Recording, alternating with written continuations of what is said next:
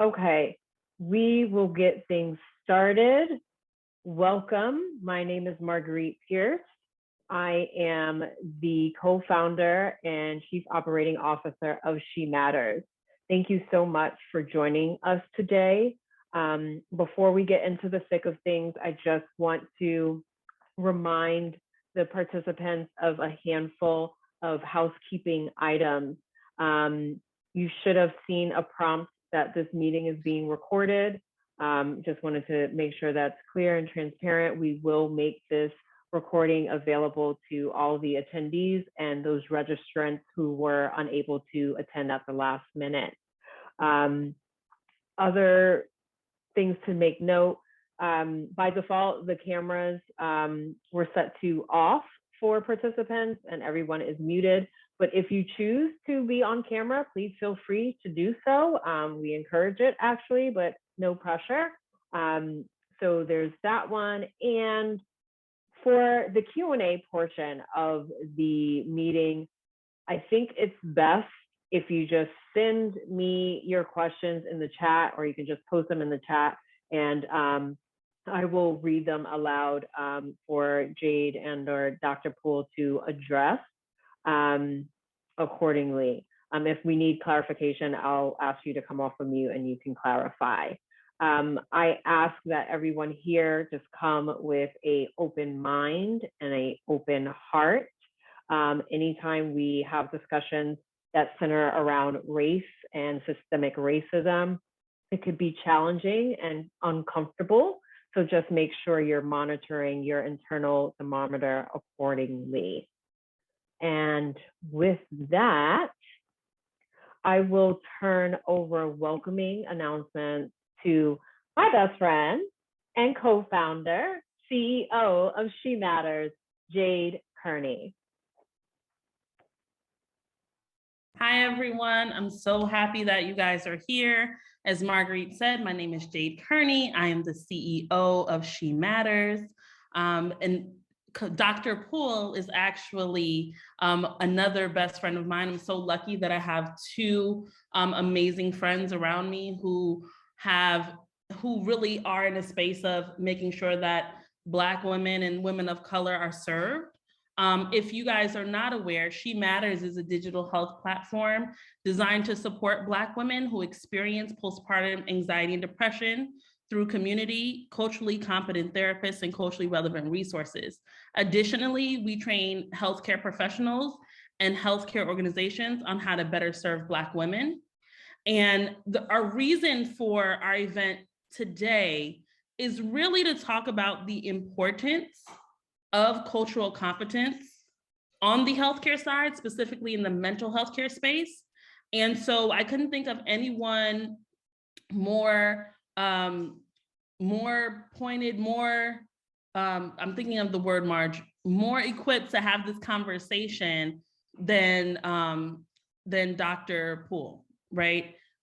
She is amazing at what she does. She knows all about Black women. She knows all things mental health. She knows how to bridge that gap. She understands the culture, and she understands the medical side and why it's so important to merge those things. And so I'm not going to talk anymore because I want to make sure she has all the time to have conversation, and you guys have all the time to do Q&A with her. So I'm going to introduce one of my very good friends, my good sis, Dr. Colette Poole. Hello, everybody. Jade, Marguerite, I love you both. You guys are doing a phenomenal job, and I am honored to work with you guys. So I am a pediatric psychiatrist. I'm both child and adult trained. I am clinical faculty with Yale. I also work as a medical director for the juvenile detention centers across Connecticut, and also work with the Department of Corrections. And then I do some community work as well. So Jade asked me to talk about cultural competence as it relates to Black mamas. And This is an issue that's near and dear to my heart because I feel like as an African-American woman and a psychiatrist, I feel like I have an additional tax to my job, like because I am Black. Like I'll have patients that like see me and it's like they're relieved. And it's funny because it's like I haven't said anything, but it's like they walk into the room and they know there's somebody that's going to be connected to my experience. This person is going to understand. And that's important because individual, like their beliefs, their behaviors, and these are things that shape their thought process about their physical health, spiritual health, and their well-being. So if you don't have somebody that's connecting with you, then they're not going to be able to help you to move toward a period of health and wellness. So cultural competence in healthcare, how it's defined, it's the ability of the providers and an organization to understand and integrate factors into the delivery and structure of the healthcare system. And the factors are socioeconomic status, race, ethnicity, physical, mental ability, sexual orientation, occupation, nationality, language even. And so when you can integrate those things into your care, then you can deliver culturally competent care. Why this is important is because people who are disenfranchised tend to have like higher morbidity and mortality from chronic diseases. And so it's important that we reach the people who need to be reached. So because this is important, how can we do this? Like we need like a SMART goal, like something that's specific and measurable. Can we do this? Yes, we can. How can we do this? One of the things that we could do is we can provide interpreter services. I know sometimes that, and as a provider myself, I know sometimes it's more difficult to like dial the translator, but it is like always best to do that when you have somebody who's speaking a different language. Like I had an African woman, I believe she was from Rwanda, and it took me forever to track down somebody that could translate for us. But it was really important to me that I made the team wait. Like I was like, no, we're not gonna just move forward because it's difficult. We're gonna figure this out and find somebody who can like help us to explain to her what's going on and for her to communicate with us. But it's also crazy to me that the team could have very easily moved past that and tried to communicate in various ways. But anyway, so providing interpreter services is important. Recruiting and retaining minority staff is paramount to being a culturally competent organization. And it's not just for your patients or for your clients. It's also for training other staff. Like, so for example, I work with other psychiatrists, I work with clinicians like social workers, and sometimes they may not, there may be like a gap that they can't bridge because they don't know anything about our culture. And so I can help them by saying, hey, did you miss this? And that can help the entire team to provide better care. I'll give you an example of this. So I had, like in a juvenile detention center, of course, there's a lot more minorities than should be. And then we had a kid that came in that was not.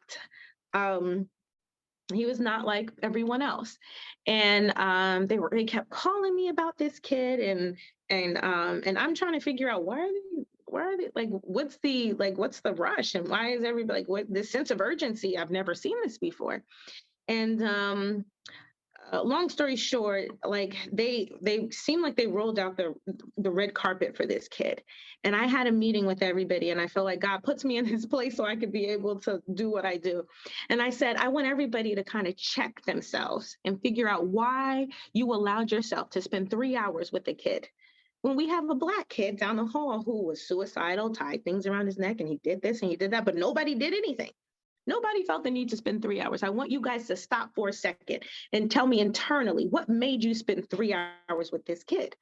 But long story short, we were able to get to a point of resolution, and people were able to like reflect and check themselves.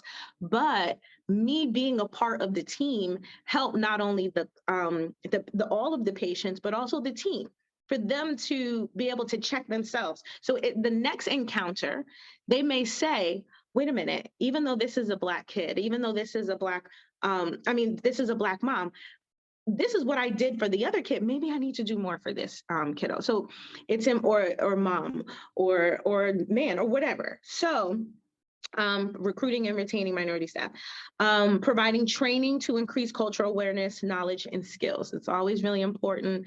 I know that this talk is directed toward people who are like providers and clinicians. So partaking in these cultural awareness classes, it's really important, because then you become familiar with nuances and the things that other techniques and tools that may help you to be more efficient. Also, we need to work with the community, because especially within like for Black women, like we have this like matriarchal, kind of like, society, like we look at Big Mama or, grandma, auntie, like these are important figures, right? So if I am a clinician, I'm working with somebody, and I like say something that is against what Big Mama, Grandma, or Auntie said, I've automatically put a block there, right? So another, like a culturally competent provider or another Black provider would understand that relationship and then not challenge in a kind of way that would decrease the rapport between them and their client. So working together with people in the community and including family members. Expanding hours of operation is also a good one, because there's a stigma with mental health care in our community, and because Black women are used to being the goddesses that we are, and carrying everything and doing everything, it's like, oh, we got to work. Oh, the kids have school. So we push things off to our, later, like, oh, I'll take care of myself later. So just simply expanding your hours in operation could be helpful to Black mamas everywhere, because it's like, okay, I have no reason not to get the care that I need, because this therapist is available at 8 p.m. So that's something that would also be helpful. So just overall, like, a person must feel comfortable and understood by their mental health professional for a therapeutic relationship to be effective. What I always tell people is that these are kind of like practice relationships. With you and your therapist, it's like a secure place for you to practice and try out thoughts and ideas, and for you to challenge yourself to say, I don't know if I like the way that felt, but you have to be comfortable in order to do that. And if you walk into a space where you feel like that person is giving you something that can't be done. Like, for example, I had a Black female patient. She had several kids. They diagnosed her as bipolar, and then I overturned that diagnosis. I deleted that because she wasn't bipolar. She was just, like I said, a hardworking Black woman with multiple things to do. So basically, I understood like where she was, like the setting and the context for which she was existing, and then I was able to reach her in a way that I don't think another provider could have, or a provider who was not culturally competent could have. What else? Mental health care is also, it must be tailored to the individual. So their identity, their culture, and their experience. So because mental health care needs to be tailored individually, if you don't understand a person's culture, how can you offer them that health care? Because then they may not think that what you are telling them to do can be done. Like I was saying before, like with that Black mom who was like, who they had diagnosed as bipolar, I was giving her, I could not tell her oh, just go home and relax and do some me time and you tell those kids to go sit over there. Like, no, she was used to running her home a certain way. She felt like she was a great mom. So I couldn't just give her a list of like self-care rituals. That wouldn't have, she would have threw it in the trash and walked out like, this person doesn't understand me. So mental health care has to be tailored to the individual. And in order to do that, the provider or clinician needs to be open and to understand. Now, does the provider have to be of the same race and ethnicity and nationality of the client? No, that's not, you don't have, you don't have to be. However, that person has to be open. Like I've shared in this setting before, I've shared that I myself am enrolled in therapy, and my therapist at that time, she was she's white, she's a white woman, but she's super open. So I said when I was talking to her, and I'll say things like, oh, I just can't, or whatever. And she's like, oh, I just can't. Like, what does that mean? And I'm like, oh, I'm not saying that I can't as in, doing that. I'm saying like, I can't as in, this is kind of what we say. It's kind of like slang.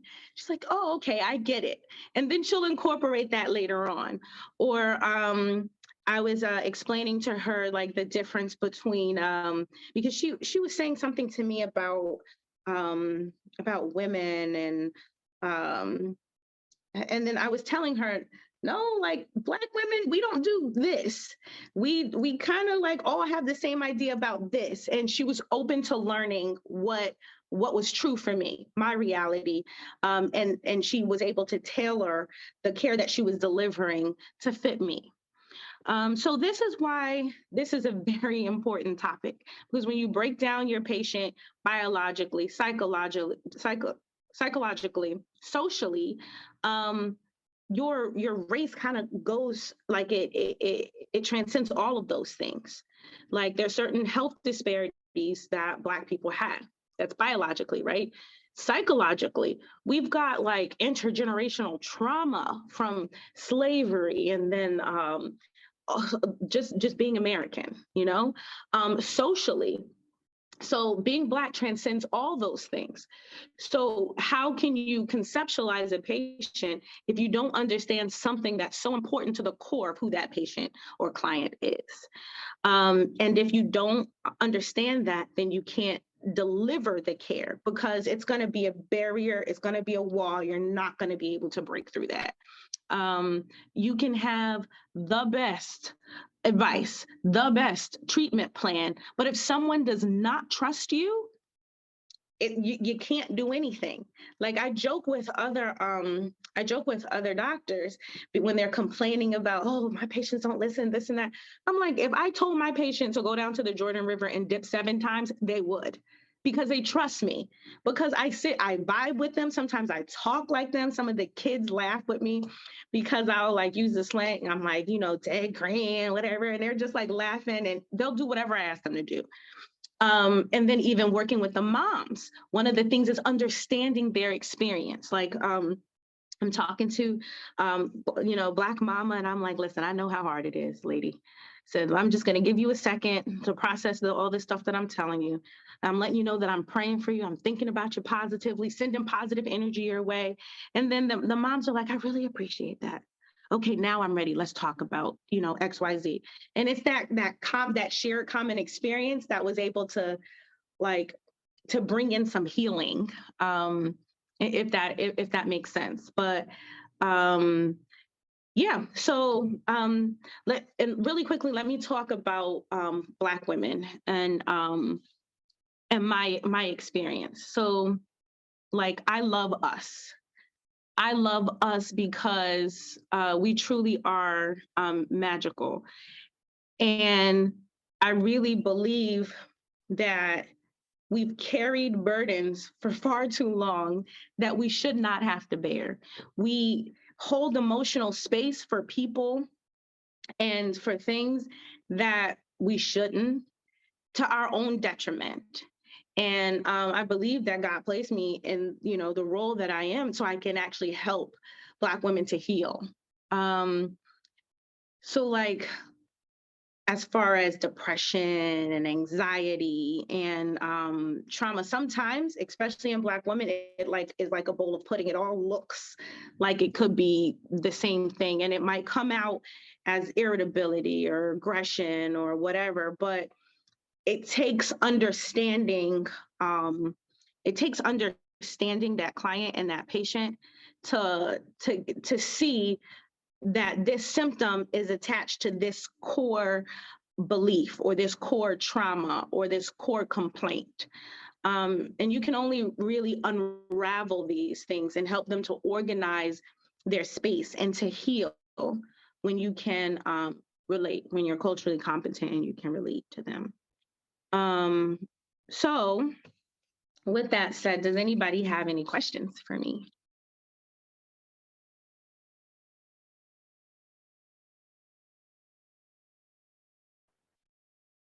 Feel free to unmute yourself or post your question in the chat. Colette, like while we wait for people to submit questions, do you want to spend a few minutes talking about, like you said something about like explaining to your therapist about like a slang term you used, right? But if we look at another scenario where if I'm a new mom and I'm having all these weird thoughts and feelings, things that I haven't experienced before, and I find someone to talk to about what I'm experiencing, and they ask me to maybe explain like why I just don't like ignore my mom or my grandmother. That takes a level of Black history lesson that I might not be comfortable giving if I'm in crisis. So, okay, so that's true, because with the slang term, it's easy. You can give the definition and then it's over. But right. But that's when I talked about that therapeutic alliance and that therapeutic relationship, it is like I said, a practice relationship.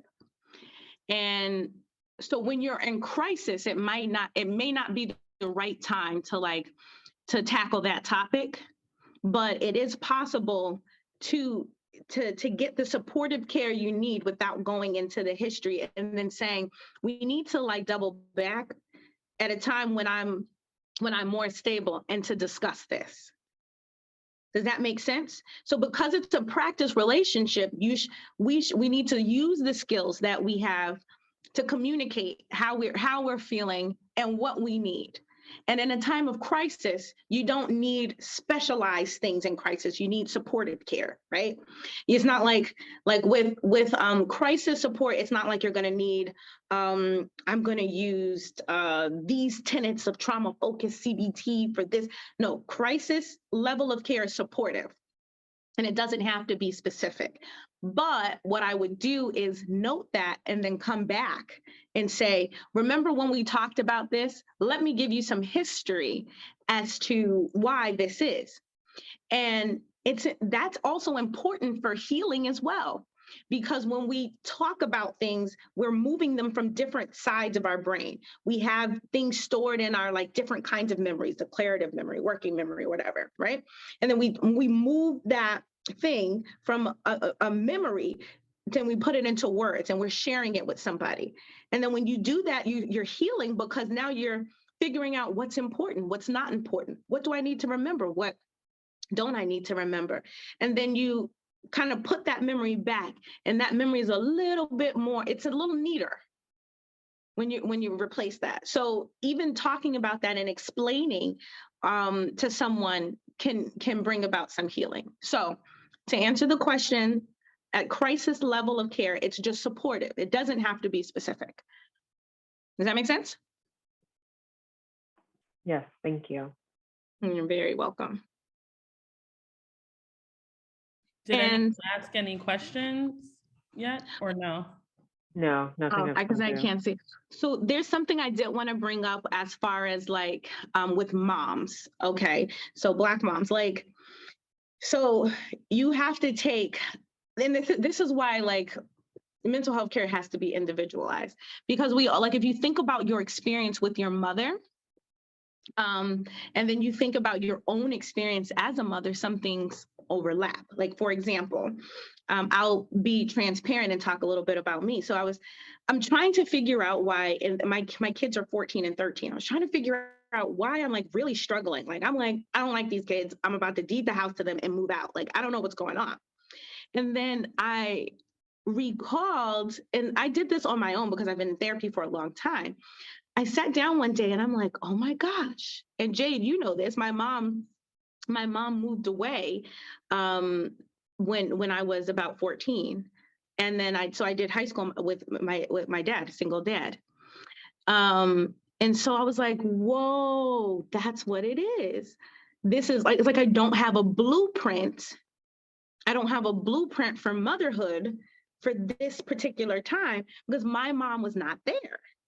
So that helped me to understand why I was feeling so anxious and like all over the place in this period of time with motherhood. Now, that wasn't specific to the Black experience, but it was specific to my experience. And I eventually brought that up to my therapist, but because I've been in therapy for a long time, I know how to kind of like slow down and like break some things down. Okay, I did see a question somewhere. Hold on. Yeah, I can read it. Okay. Yeah. Does postpartum depression go away, or would it progress into depression over time? I'm assuming if it's not treated is the question. So the answer is yes and no. Postpartum depression can go away. It can go away if treated. It can also return. If you've had postpartum depression before, you're more likely to be depressed again. But yes, it can go away. It can be treated. It can be treated effectively with medication. It could be treated effectively with therapy. Just either or also it could be treated effectively with a combination of both. It's very important that if you know that you have a history of postpartum depression, that if you were to get pregnant again, that you keep this, like you remind your doctor that this is what you struggled with before. So just in case, if you need to restart that same medication, you could, do that and do it in enough time so that things don't spin out of control for you, because antidepressants sometimes takes 4 to 6 weeks to kick in. And so you being proactive with your health would be really good. And also, of course, you have to listen to the advice of your personal physician, but like just because you're on, you get pregnant and you're on a medication doesn't automatically mean you have to stop. Like, so you need to talk to your doctor about that, because you being a healthy, happy you is more important than you like trying to fake it till you make it, struggling without a medication that kept you sane, Can I jump in here? I just wanted to share a couple things, and thank you for the question, Makina. I think that's your name, how you say it, Makina. It's Makina. It's pretty close. You're close. I'm sorry. Okay, thank you. So I just wanted to share why the cultural competence piece for us here at She Matters, our certification is extremely important, because when I was experiencing my postpartum, I had gone to several healthcare providers, right? Mental health care providers. I am fortunate enough to have Colette. She has been we went to high school together. Like, I'm fortunate enough to know her and to be able to call on her. But I would not be as healthy as I am right now if she wasn't a part of my life, because I didn't have a relationship with my mom that included caring for me in a nurturing way growing up. So when I had my daughter, I hit this wall, like, oh my God, I don't know what to do right now. I kept feeling like I was going to leave her. Like, that's the best way to describe it, Colette. And it turned into like OCD and then intrusive thoughts, which are all under the umbrella of anxiety. But I kept feeling like I'm going to leave my kid. Like, I'm going to leave her. And I was so nervous. But I wouldn't tell the therapist who asked me if they could record me for their class that my mom was was a victim of the crack epidemic, I wouldn't tell them that. I wouldn't tell them that my mom was molested. I wouldn't tell them all of these things that are not specific to everybody in our culture, but things that we kind of know of, because I didn't trust this person, but I trusted Colette enough to have a 2-hour conversation. I will never forget this. I was driving through Soho in Manhattan, looking for parking to go to an actual psychiatrist because I was refusing medication at this point, refusing it. I don't want to be on anything. And Colette had this conversation with me that was like, is this what you want to do for the rest of your life? Is this spinning out of control and spiraling out of control what you want to do? Because you're dealing with problems from your mom. You're dealing with problems from the anxiety. I've always been a hypochondriac. I always laugh because Colette, you know, you're dealing with problems from high school. You're dealing with all these problems and now you're a mom, right? And so you're doing the therapy. You're already doing these things. You might need medication and utilize them both together. And I cried about it and I cried in the car because I felt weak. I felt so weak. Why do I need medication? I am a strong Black woman. That is a misnomer. So many of us would fare better if we were open to possibly incorporating medication. I don't think it's for everybody, but it really worked for me and it really changed my life. But I had Colette who understood, not just because of our relationship, but understood the cultural implications that were keeping me from taking the medication. Right. That's why I said She Matters is going to be Colette for everybody. You understand what I'm saying? Like, she understood that part of the reason why I didn't want to take medication was because of the cultural stigma associated with medication, which always bothered me because it's like, but you take medication for high blood pressure. But Black folks, sometimes we think if we're taking medication, somebody controlling your thoughts, you're not going to be yourself. The one that I hear all the time is you're not going to be yourself. You're going to be someone else. They, whoever they are, they're going to control you. And so if you're a healthcare, if you're a mental health care professional and you don't understand my hesitation, you may think, why won't you just take the medication? Why aren't you? Right. I found a psychiatrist who understood me. Colette is not my psychiatrist. She's one of my best friends. And she said, let's give you till the baby turns 1. If you're not feeling more like yourself by the time she's 1, let's seriously consider Luvox. Now, I got Luvox from Colette because she understood what was going on in my brain. So I knew what medication to try. But it took me finding a psychiatrist who understood my culture, understood my hesitation, and worked with me through the process, right? To say, okay, I can do this. And just an add-on to that, I took medication while I was pregnant and I have a healthy 9-month-old baby. She's actually 24 pounds. So I just want to put that out there. She's humongous. So like born at 37 weeks. She's adorable. She's so adorable. Yeah. So I want to say, like, there's a huge difference between there's 2 Americas, it seems like sometimes. I'm talking to one of my friends. She's not a person of color. And as simple as this, she's talking to me. She's like, I've been out of control for about a week. She's like, I feel so anxious. She said, I already made my doctor's appointment. And she's like, yeah, I'm going to get put back on medication. About a couple of weeks later, I call her back. She's like, yeah, everything's great now. I'm feeling good. Da, da, da. I'm so glad that I went and saw my doctor. Da, da, da. And then like, that was like, wasn't even a highlight of the conversation. I got off the phone and I was like, zing. I was like, this is what white people be doing. That's how they be like, as soon as she didn't, and it didn't take her 2 months, a year, as soon as she started, like, she's like, no, something is off. Let me go see my psychiatrist. I've had this problem before and let me get treated.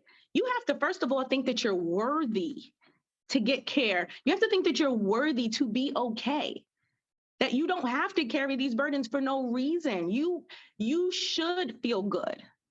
You should wake up in the morning and take a deep breath. Thank God for this. You should feel these ways. You know what I'm saying? You should feel worthy enough to say, I deserve to feel better. And so That's a huge difference. Like I said, to America, it's a huge difference between my non-person of color friend who just woke up and was like, no, this is not it. I need to get back on medication. And she took control of her life just like that. And I'm like, why can't we be like that? Why can't we do that? When things start spinning out of control, it's like, okay, no, let me get some more support. And this is what I tell my patients, saying this is not controlling you. The pill is not doing all the work for you. All it's doing is calming your nervous system down. It could be giving you more chemicals to help you to maintain a content mood or whatnot. But what it's doing is supporting you so you can recover and you can participate in your healing. You can't participate in your healing when you're all erratic and you're all over the place. But sometimes you might need medication to reel you in. But the first thing is you have to feel that you're worthy to feel better and to do better. The second thing is you have to release secrets. And that's something in the Black community, like how Jade was saying, she didn't want to tell her doctor, this is what my mom experienced. Let me tell you, the white people don't carry the same burden. They come in there and they're like, yeah, this person did this, that person did this person committed suicide, because they don't feel attached to that. But we are so attached to our ancestors. It's like we can't move forward because it's like I have to hold your shame, I have to hold your guilt, I have to hold your fear, I have to hold the hurt that you've been through, because what you went through was so terrible. So I'm not going to betray you by telling these, I'm not going to betray you by telling these secrets. So we have to, number one, feel worthy, right? Number two, release secrets, and then be open and say, this is what I'm experiencing. And all of those steps are connected to one of the reasons why it's hard for a Black woman to get good care, because sometimes we don't feel worthy. Sometimes we're not open, and then we keep secrets. Before I forget, I want to help you guys in trying to seek culturally competent care.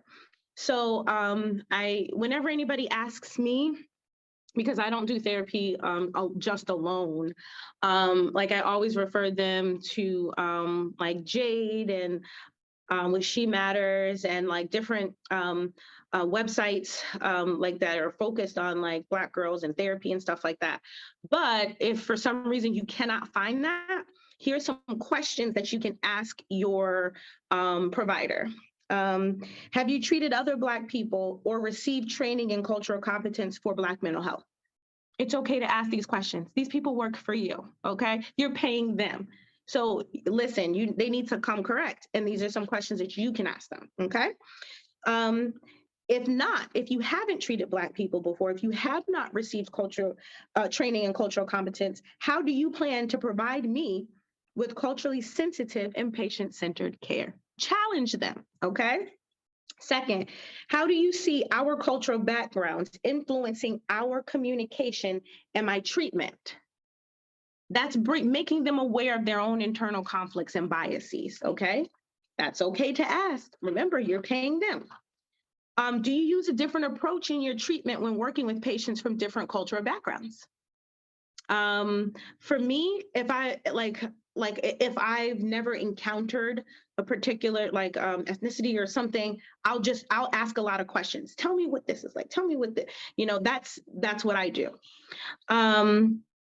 What is your understanding of differences in health outcomes for Black patients? That's important. It's important because that would be linked to your treatment and your care. Because if they don't know that, maybe this medication is better for Black people, or this is what's going on, as this is what the tone or the culture, the cultural tone, this is what it is right now. If they don't know these things, then they may just give you some generic treatment plan that's not really focused on you. And then you want to ask yourself these questions. So those were questions to ask your provider. Then you can ask yourself these questions. Did my provider communicate effectively with me? I don't ever want you guys to leave the clinician or doctor's office like with a question like, what the heck what happened? Like, I don't even know what happened. I still feel the same. My goal wasn't met. That's another thing. Was my goal met for coming here today? Is my provider willing to integrate my beliefs, practices, identity, and cultural background into my treatment plan? If they're not willing, that might not be a therapeutic alliance that's going to work. Did I feel like I was treated with respect and dignity? That is important. Black women, we don't just have to take stuff from people just because. No, we are worthy of respect. We should be honored. We should be respected. We walk into an office, we're the patient. You need to give me good patient-centered care. I'm the patient, center the care around me. And do I feel like my provider understands and relates well with me? So I've given you some questions that you can ask your provider, and then some questions that you ask yourself to make sure that you're getting good, culturally competent care. Or I just want to add, because we have a lot of mental health care professionals on, these are questions that you can take into consideration in your practice when you're working with people from diverse backgrounds. I always say, like, Black folks are not a monolith, right? Like Colette said, she was working with somebody from Rwanda. There was a language barrier. You could be working with a Black person and they're Afro-Latina. Like, they have a different cultural background. We might be West African, South African, Caribbean, Central South American. So it's important to take these things into consideration as mental health care providers when you're working with a person who looks like you, because like Colette mentioned earlier, it's still individualized care, which means taking the whole person into account. And yes, as a race, there are things that we deal with that are common and aligned. But when you get down to like the idiosyncrasies of each person, it is different. So I think that everyone should be asking themselves, are those the types of questions that they are ready to answer?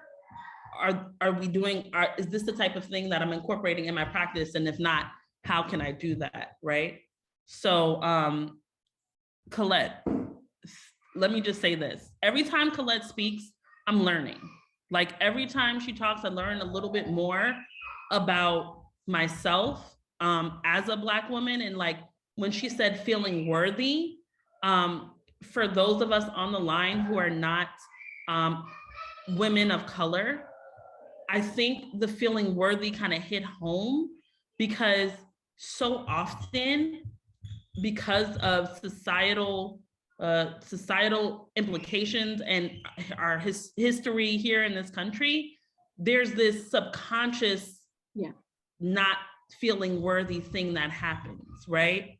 And the way that I've learned to get around that, I say, would I accept this for my daughter? That's how bad it is, that I have to put my daughter in that place so I can make sure I'm treating myself like I'm putting myself in the center. I'm keeping myself high up. I'm serving myself the best way, because sometimes that just doesn't happen for us. And I think it's a learned behavior, because my mom didn't feel worthy.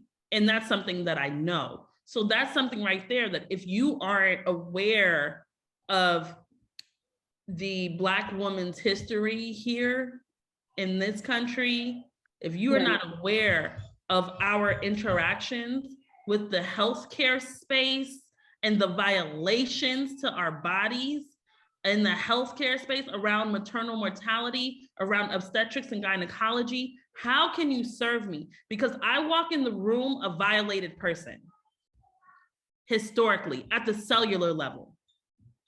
I'm walking in as a violated person.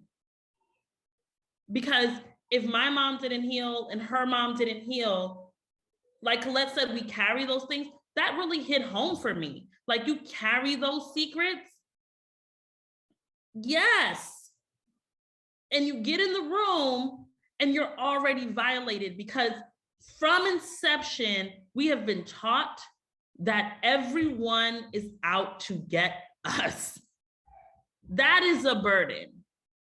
There's no space to breathe. Where do I have space to breathe? Where do I have space to take time for myself? What is safe? Like, seriously, what is safety? And that you put being a mother, right? And I think about this all the time. And this is part of the reason why Marge and I started She Matters. We're already told from when we get pregnant, from the moment we get pregnant, we're told you are 4 times more likely to die. Your kid is 4 times more likely to die. And when your kid gets to a certain age, if they are a Black male, they're more likely to die. That's what happens when you get pregnant. So the stress and anxiety of being a pregnant Black woman in this place, of course, to me, that would seep into, and I don't know what the proper medical, I am not a therapist, right? Into postpartum, right? I had, what did I have? Colette, preeclampsia, right? And all the doctors kept saying, you're gonna have preeclampsia. And I had to actually change my healthcare provider, who was a Black woman, because I was treated like a statistic in her office. And the OBGYN I ended up being with was a Jewish man who apologized to me for the mental health care system and the obstetrics and gynecology overall in this country. He said, they're not serving you. I've been in this space and I am sorry. He's one of my biggest cheerleaders. And he said, and it doesn't have anything to do with socioeconomics. There is I want to say something about that. So they did a study about preterm labor. So this is going into labor before you're supposed to. It does not matter the socioeconomic status for Black women. Black women we have a high rate of preterm labor. It doesn't matter if you're rich, if you're poor, if you're educated, if you're not. That intergenerational trauma, that stress is real. It's a real thing. And you have to go to a provider who will recognize that. Because you're right, Jade. Right off the bat, you get pregnant, it's like, oh, I'm pregnant. And then it's like, wait a minute, like I'm bringing a Black child into the world. Wait a minute, what about my health? What about this? What about that? Like it's crazy. So the intergenerational trauma and the stress is ridiculous. Yeah, I think that my biggest issue with the way Black women are treated in the mental health care for in their postpartum period, we're not treated delicately, and that really bothers me. And this is through my own experience, and this is why Marge and I created a cultural competency certification, because you're in your most vulnerable state in the postpartum period. Everything is open. Like, that's the best way for me to, and like I said, I'm not a doctor, so you can tag on whatever medical references and terminology you want here, but you were so open emotionally, spiritually, physically, everything is open. And what you do in those 90 days postpartum is so pivotal to your long-term health.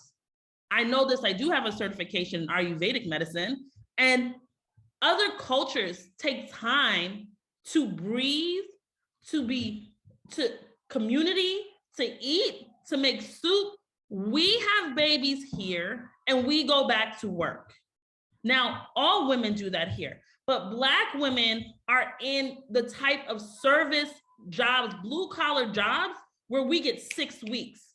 If you are a Black woman and you're in the head of the household and you have 3 other kids, you can't take more time.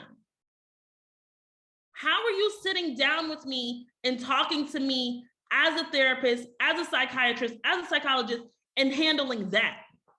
What are you gonna say to me to that? I was pumping when my baby was 6 weeks on the bathroom floor at a job, a charter school. I will never forget this, because they did not have a mother's room to nurse. What are you saying to me if you are not a Black woman and you're not culturally competent? How do you handle that? That's why this is so important, right? And our culturally competent certification starts and ends with Black women. This is not about everyone. It's not. And as we grow and as we incorporate other marginalized women, those certifications will be tailored to those women, because everyone deserves that type of care. So we're getting to our closing time here. Marge, do you want to give just the information about our new website? We have a survey up. Please, please, please go ahead and complete the survey. It's so helpful for us. We're in a pivot right now, and your feedback is so important to how we grow. So Yes, please take the time to just fill that out. It's really quick. I just wanted to say questions. really quick, I'm sorry. Oh, go ahead. Go ahead. I just wanted to say I did agree with a lot of the last part of everything that was spoken about from you and Dr. Poole. Through my experiences with trying to seek help with mental health, and I never thought that I would consider myself to be where I'm at mentally right now. Because I did always consider myself to be like, you know, this strong Black woman, right? And that was one of the things that I've learned from the women in my family. So that is like a passed down, that is something that's passed down to us. And it may not be natural, but it just happens. It's kind of like hereditary if you ask, right? But for me, becoming a mother, I love my children to death. Like, you know, I love them all dearly. But in trying to separate myself and my identity and my individuality from being just a mother, it was always hard for me to do that. And now I'm in a space where, and I was in a space where I was I would have my daughter. I was diagnosed with postpartum back in 2010 2011 after I had my second child. And when I was trying to talk to a doctor about everything and try to seek out mental health places to help, I was always feeling like somebody was going to look at me funny. I always felt like someone was going to be like, oh, well, you're not supposed to be here. And just to tie off what I'm saying all together is that through my experiences with trying to reach out to some of these places, with trying to get help, I did not feel worthy. I did not feel that these people were listening to me. I felt like I had one therapist. He was a guy, Black male. He was very helpful with some of the challenges that I was going through after I had my third child. But soon he had left without any notification to me, and then there was a replacement of a white woman. Now, I'm not racist by any means, but you know, and I'm okay with talking with people about my experiences. But she made it so hard for me to return to therapy because that oh my gosh, like really, like, you know, when I'm talking, I'm like, yeah, like, you know, I have my children, their fathers.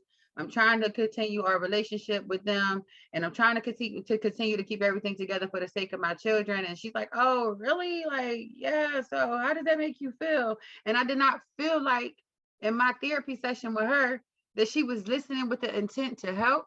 It was kind of so like just listening to just like, hey, okay, well, all right, thanks. And at the end of each, I had 3 sessions with her, and I just had to leave. And I left each one feeling like she did not understand anything I was saying to her as a woman, as a mother, as someone who can understand someone that's coming from a Black community, and all of that. And the crazy part is this medical facility is in the Black community. So you would think that because they have this medical facility in the Black community that they were coming to actually care for us.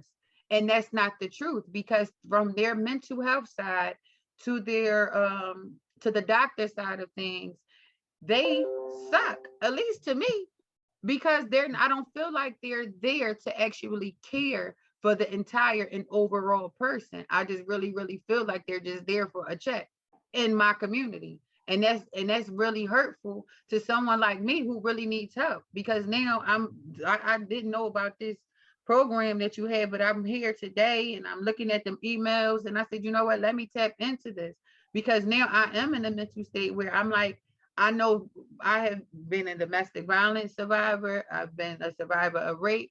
I've been like, you know, a survivor of homelessness and shelter and everything like that.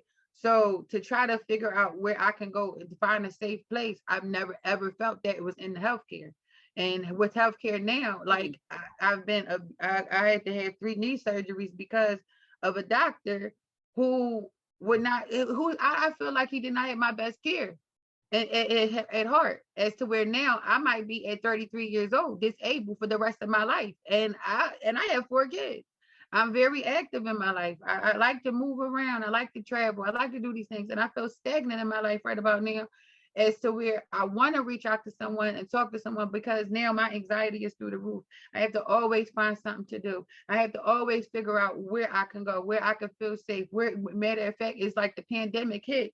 And I was in Lincoln University for my human services degree and everything like that. And even with and being in a Black university, as a freshman, looking back at some of those things, I'm like, how can I even learn from these people? And these are foreign teachers.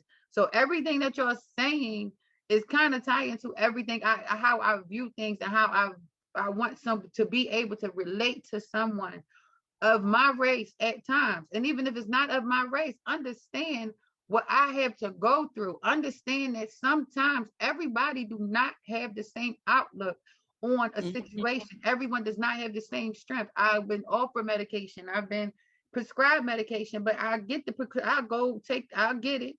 I'll take the trip to the pharmacy to go fill the prescription, and I'll get it and I'll leave it in my medicine cabinet, because I felt like maybe this is going to make me a crutch. And then I have an older sister who suffers from mental health issues now. And I'm scared for her. And I'm scared for me, because I'm like, we're Black women. How do we do these things? And I'm just sorry, I'm going all over that place for everything. I just wanted to kind of like just let you guys know that like everything that you're saying, this is stuff that I just recently learned in some of my classes, like my institutional racism classes, about the red line in the healthcare, all of this stuff about Black women being all of us not being protected the way we're supposed to, us being in healthcare and not being properly cared for like we're supposed to. All of these kind of things, it really spoke to my life, and I don't know what to do sometimes. I want to say thank you so much for sharing. That was like, I'm so proud of you. Like, me too. I'm proud of you, because like you didn't give up after the first session. You went to 3 sessions. You tried it. So I'm proud of you. You're back in school. I'm proud of you. You're taking care of yourself. I'm proud of you. You're already your ancestors' wildest dreams. Like, so I'm very proud of you. But if you notice, the very first thing that I said that we have to do is to feel worthy. And it took a Black woman to know that the first step of being like whole, like we're talking about in this context, is not knowing medicine, taking your internal compass. No, I have to feel worthy. I have to go back to that therapist and say, excuse me, madam, I didn't feel this way. Like, I didn't feel this way when I left your office. I don't feel like we're reaching this goal. What can you do to improve your skills so you can help me? Because I'm worthy to receive your help. You just need to figure out how to best help me. So you go do something, like, right? So take the onus off us. Oh, there's something wrong with me. She wasn't able to help me because I don't fit the mold. No, lady, you get paid to do this. You go and get this culturally competent certification and learn what you need to learn to help this population. But that's why I said the very first thing is you have to feel worthy. Because if you don't feel worthy, you're not going to advocate for yourself. Like Jade uses, like she has that like she says to herself, what would I accept for my daughter? For me, I say, how would I help someone else? How would I tell someone else to do this? Because I will give the best advice to other people and then I'll put myself last. So I'm now treating myself as if I were somebody else. Mm-hmm. So like you have to do what you have to do or say whatever it is to yourself to say, no, I need this. I deserve this. What state are you in? I live in Philadelphia, Pennsylvania. Okay, because we're going to follow up with you and we're going to make sure you have somebody that could work with you. Okay. Thank you. I really appreciate No, we're gonna just make sure you fill out that if you're a Black mom interested in joining the community is to the right. Go ahead and fill that out. And if you could, Marge, can you put your email put your email address? I have it. Okay, I have her okay, information. good. Yeah. We're gonna so reach good. out to you this week and give us until next week because it's already Friday, and make sure you can work with someone who's licensed in that's Pennsylvania, licensed in Pennsylvania. We're gonna just like look through our network and try to help you out. Okay. Thank you. I really do appreciate that.